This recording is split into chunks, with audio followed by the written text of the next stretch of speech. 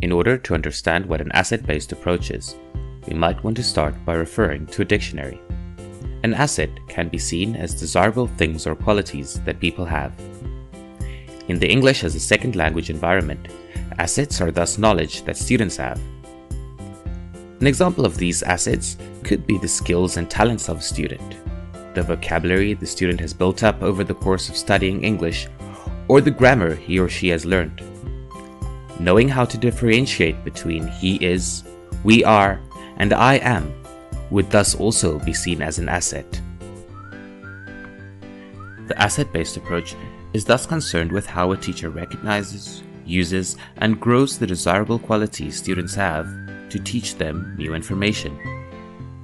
The asset-based approach focuses a lot on participation and inclusion, and could therefore mean that we should work with our students instead of working for our students. Now, it's important to note that an asset-based approach is not the opposite of a deficit-based approach, but is instead a way of trying to reach an equilibrium between the assets and deficits the student has.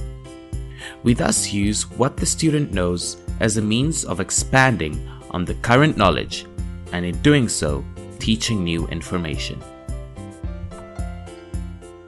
To illustrate this, we can look at an example of 3 glasses. In the first glass, there is no water.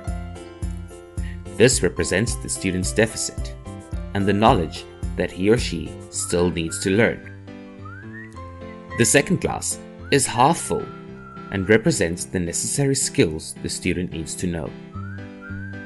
The third glass is overflowing and represents the things the student already knows.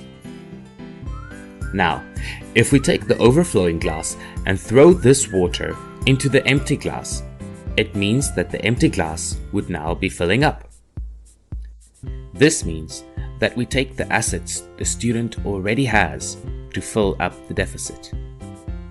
And once that glass is filled up with knowledge, we can use the new information learned to fill up the half-full glass, thus ensuring that the glass representing what the student needs to know is full.